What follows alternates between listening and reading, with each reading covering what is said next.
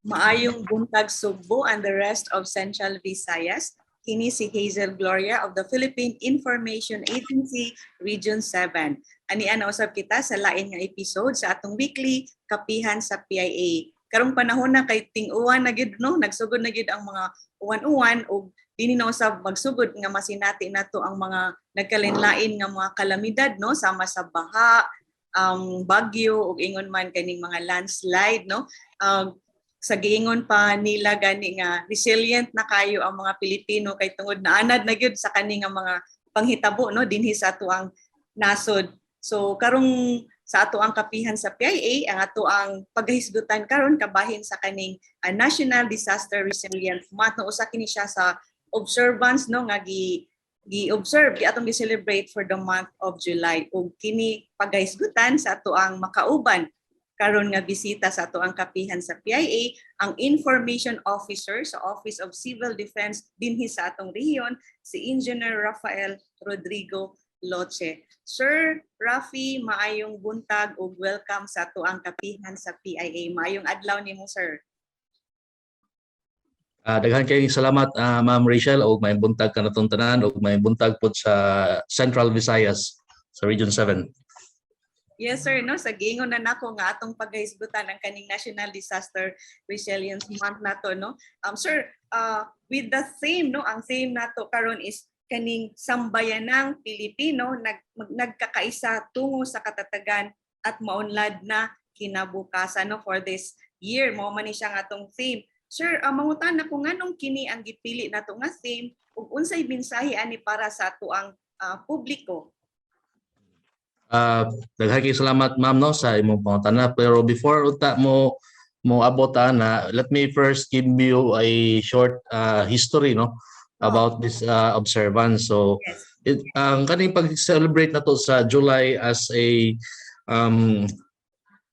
disaster resiliency month, nagsugod yun siya in 1999 through the Executive Order 137, which at first we call it as the National Disaster Consciousness Month.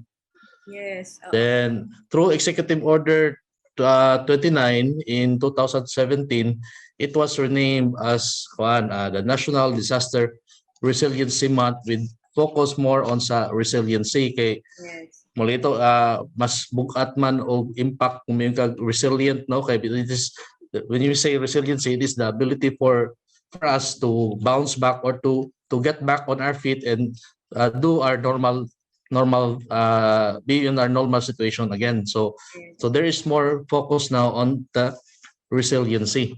So ato di siya ang ato ang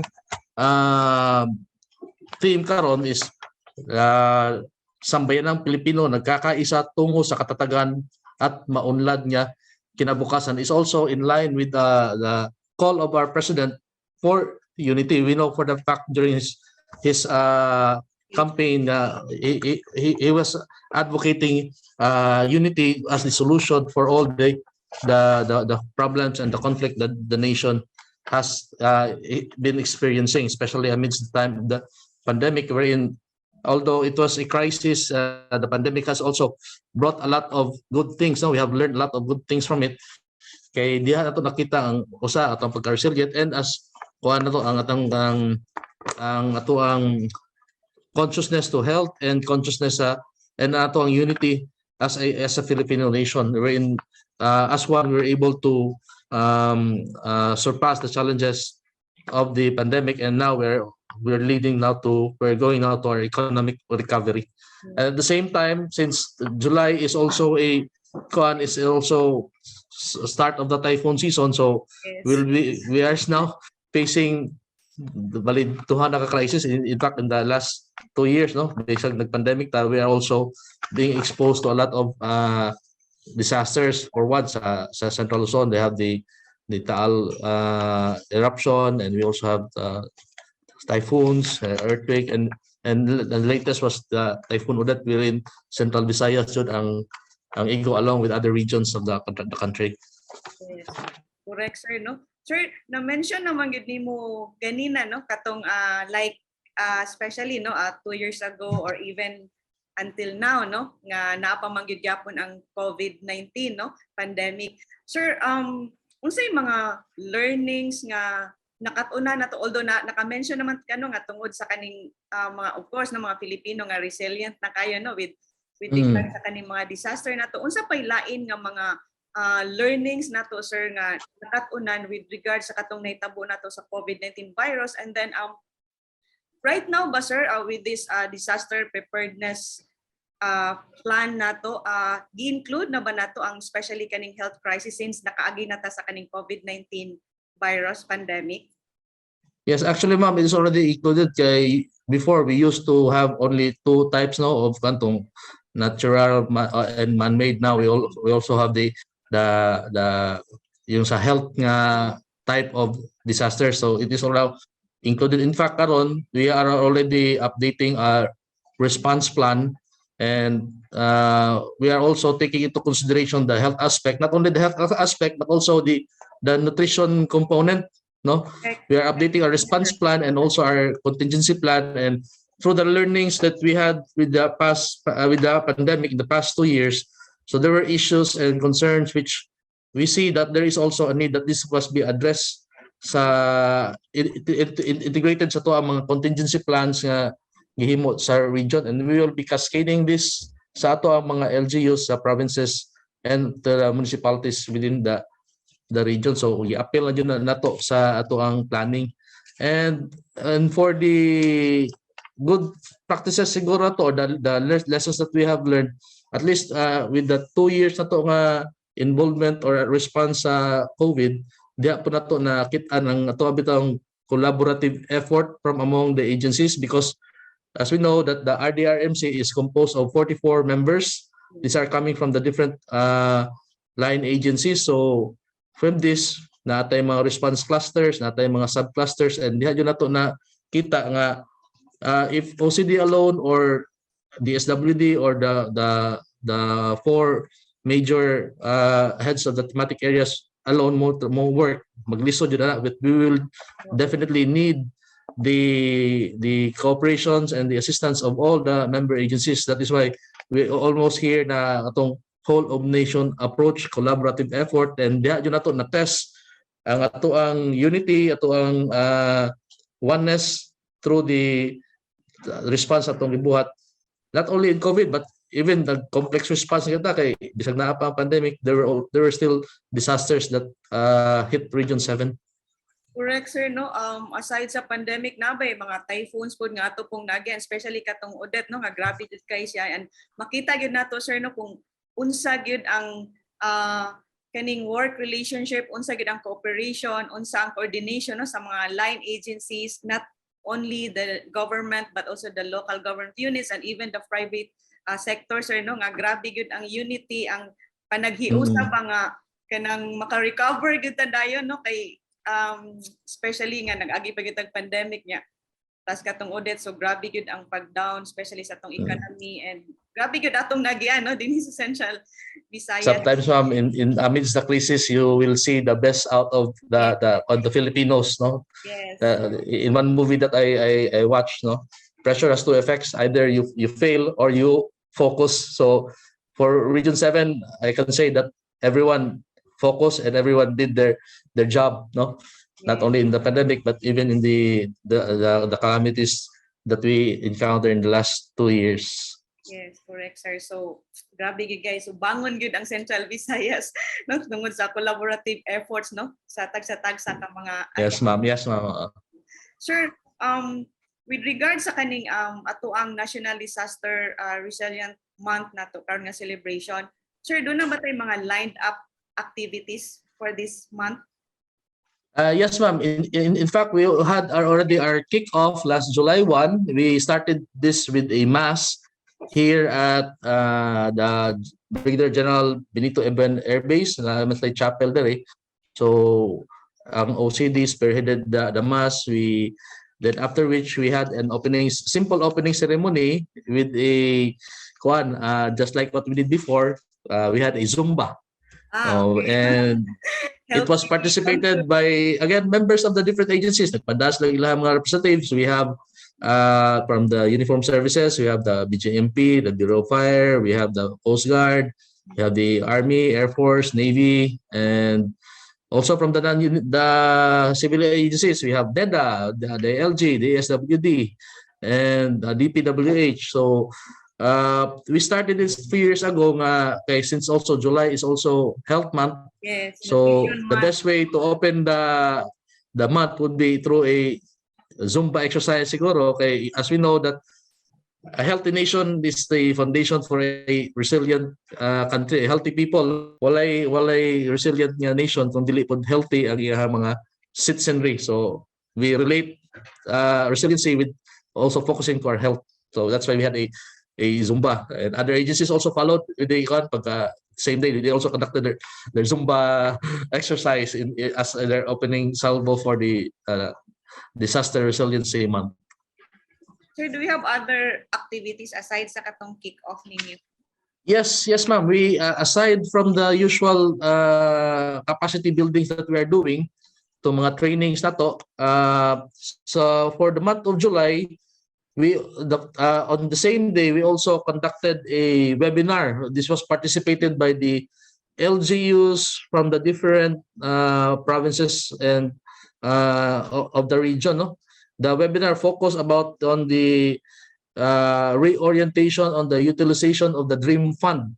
Now, as we know, during the past 2 years, dako kita og nagasto in response to COVID, and much of that came also from the disaster fund and even from the trust fund. So, yung mga LGUs na to, medyo some of them are yet not very familiar on the effective utilization of the disaster response fund. So that's why we invited representatives from COA para ma-guided sila on the proper utilization of the preparedness and the QRF in order for them to avoid mga problems later like mga AOM and mga notice of disallowance for the misappropriation of the disaster fund. So that was one of the highlights that we conducted during that day. And also we still have a series of mga trainings and capacity buildings. No,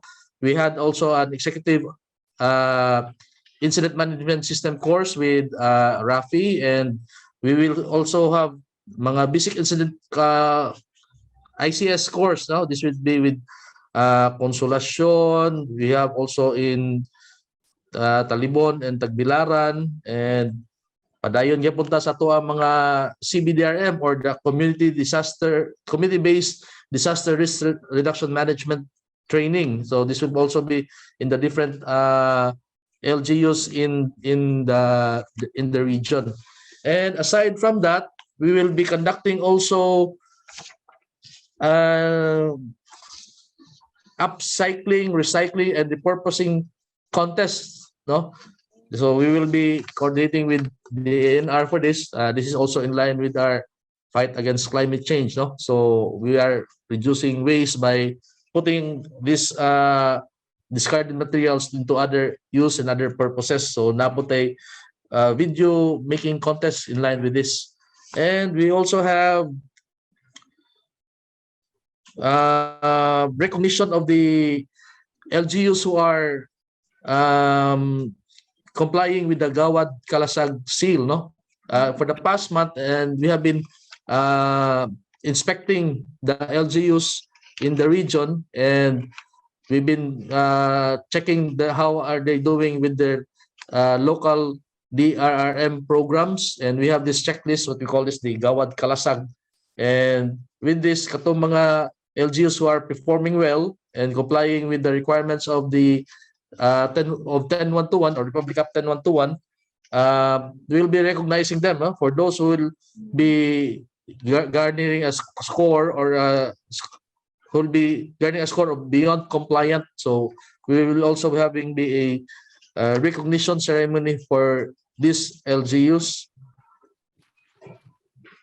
and it will be on July 29, the recognition. No, this will also be part of the culminating activity for the NDRM month. Sir, as what you have mentioned, no, with regards sa kaninyong gawad kalasag seal, no, with the local government units. Sir, so far, sir, as you have said, no, nga, ni-visit mo, ni-inspect mo, kumusta na ang mga local disaster risk programs na to, no, sa mga sa mga local government units. Sir, so far, kumusta man, sir, ang ilahang mga programs? It was being implemented based sa kanilang mga disaster plans, or doon ay mga kinahanglan pa, sir, nga i-improve, especially katong mga areas gaya nato, sir, sa disaster? Ang katong mga highly urbanized cities, ma'am, the first-class municipalities, we can say that generally majority of them are performing well, no? Considering they have enough budget, they have enough personnel. However, from what we have seen, katupong ubang LGUs like belonging to the 4th and the 5th class, wherein they only have one personnel para sa ilahang NDRM, medyo mo to ang kinahanglan nato og focus and assistance. And that is why bisag ang uban miingon sila nga maglisod pa mi og comply, but we still inspected them and conducted assessment, not only because we want to check if they are complying or not, but we also want to coach them and advise them on what are the things that that needs to be done, and what are the parang ma-priority na to sila, mamba, and they will be also be guided on the preparation of their AIP, or the annual investment plan, so that kung unsay mga angay nga mga punduhan nga mga programs nato ma-priority.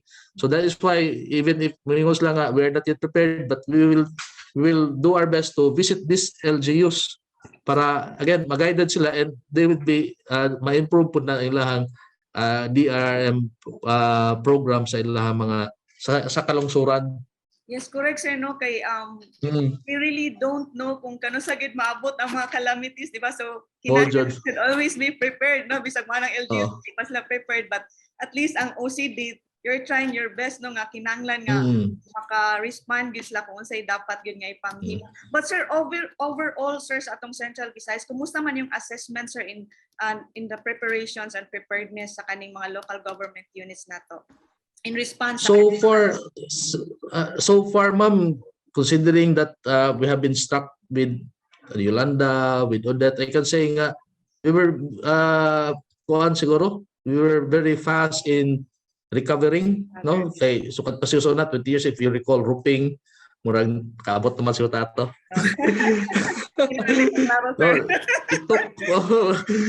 It took pila to months before power was restored. Oh yeah, 3 months, I think. Those are the time of, if I'm not mistaken, Governor Usmania.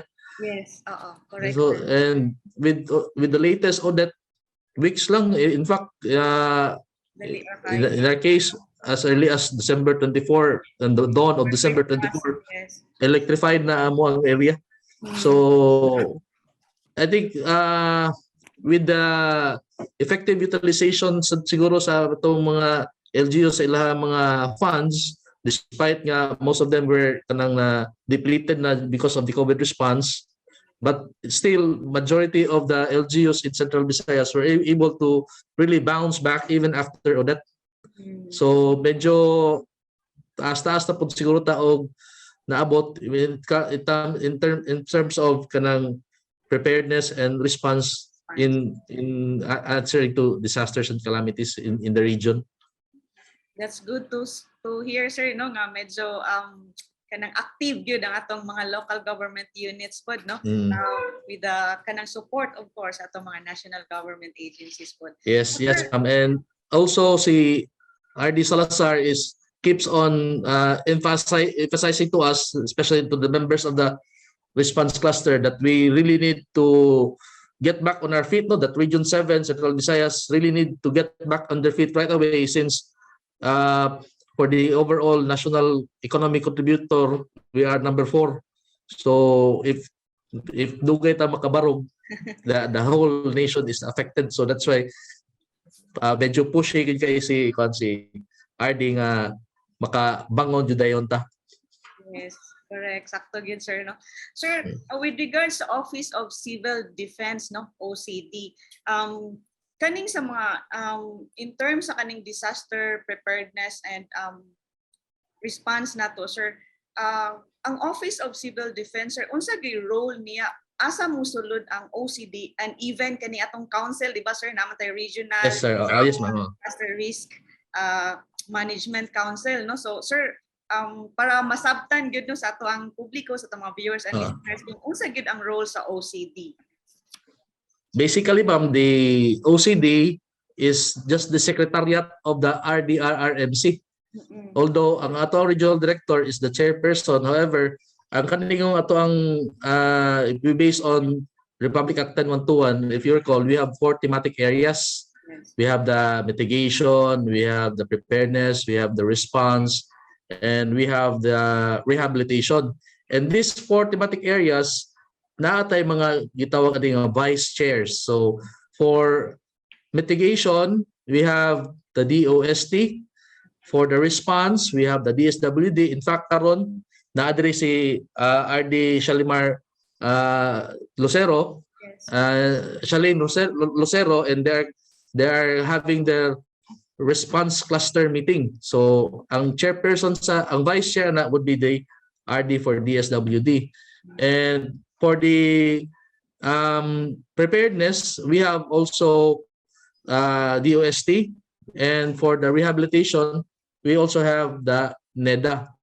So effectively, ang 4 chairs and 4 vice chairs are the ones really doing the legwork, no? Kaya sila ang nagpadagan sa mga different clusters. And aside from the 4 different thematic areas, we also have 13 different clusters. We have the food and non-food, we have the camp management, we have the SRR, we have the MDM, law and order, and the members of these are also the different members of the national law agencies. So when it comes to structure, medyo established na ito ang structure, and we have proven it in the latest na audit response, no? Wherein majority of the LGUs nato this is set sa central Visayas were affected. Yes. So sir, in case if na mga calamities or mga emergency situations na to, the public can also call OCD. Yes, ma'am. In fact, naaman tayo itong itawag ng mga early warning ng mga systems, and we are also monitoring this not only sa region but even the provinces and the LGUs nga i-replicate po na nila na sila yung mga early warning system through text blast, through mga recorrida system, even the mga loudspeakers, no? Especially in the areas nga kadang susceptible to flooding, na yung mga sila yung mga loudspeakers, and they are even monitoring through their mga CCTV. Ang umagya na is naka-link na po sa ilang mga cellphone. So every time na kaya bawal na sila nga kay dako jud kayo og impact kanang early preparedness bitaw kung may evacuate, maka-evacuate na yon. Correct. So we are also advocating it to requiring the LGUs to also replicate ang unsay gipambuhat to sa region. And we also have this mga katong gitawag mga surveillance agencies. We have the Pag-asa, we have the MGB, PVOX, nga mo po yung maghatag na to ang mga information, and we will also cascade this through either to the media or to ato ang mga established nga warning systems na sa region and sa mga LGUs. Yes, tinuod gyud sir, no, kaning importante yung early warning system nato, no, and also through your agency PIA. Correct sir, no. So PIA is always there, no, to support, no, to give our all, no, especially kaning in terms of kaning mga warning pagpaybaw na to, no, sa mga tao kung say dapat may tabo. And sir, with regards sa katong aside sa kaning mga preparations, mga response nato sir, kumusta man sir ang kaning especially sir, di ba katong naitabo gahapon, no, nga medyo medyo siya ingon nga kusog ang uwan, but medyo gid siya sir, no, ni-result gid siya into flooding, especially sa some areas din sa Cebu City. So kumusta man sir?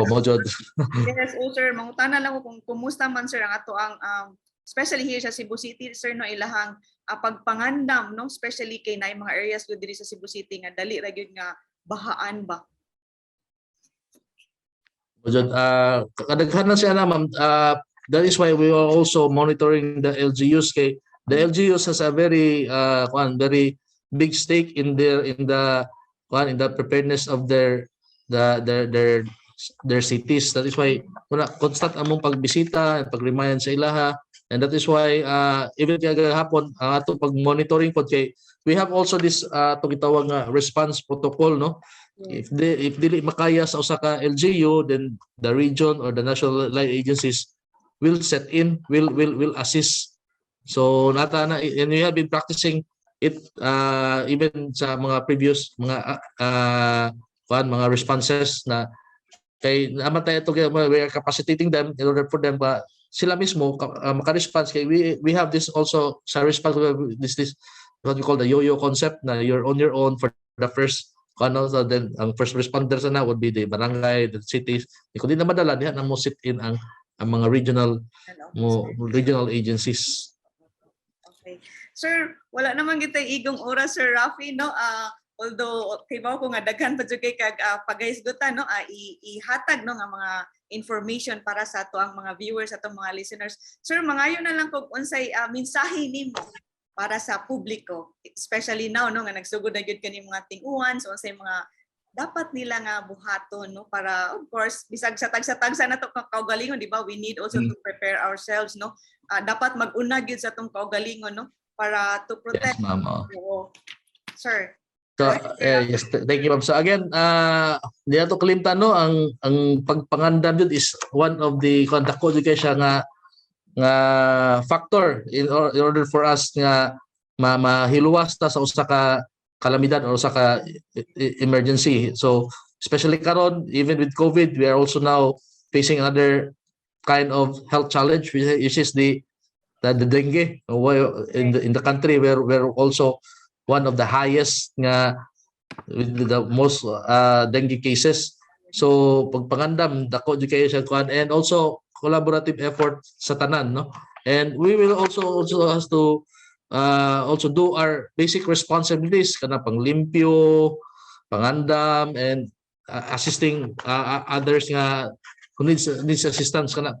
We just go to the basic kana lang siguro, ma'am, kay most of our kana mga problema siguro sometimes the best solution for that is ang katong kadyo pinaka simplest one.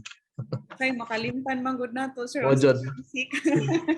So that's a good reminder, no, to each and every one of us, no, nga of course it will start in ourselves, in our homes, no, para at least maprotektahan ta og malikayan pud nato ang mga dagkong ma'am. And sir, also July daghan kita celebrations karon, not only for disaster month, no, we have health month, we have blood month, we even have the diabetes awareness month, the warming month. So grabe kayo ang July, no?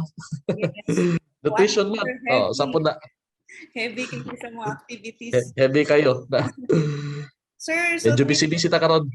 Correct, sir. So thank you so much, no, Sir Rafi, no, sa atong mga viewers and listeners. Of course, we have the Information Officer of the Office of Civil Defense, Central Visayas. We have Engineer Rhafael Rodrigo Luche. Sir, thank you so much for joining us atong Kapihan sa PIA, o manghinaot mi nga makauban pa ka namo, no, sa sunod nato nga mga kapihan unya. Sige, ma'am, basta kamo, ma'am, PIA. You're our partner.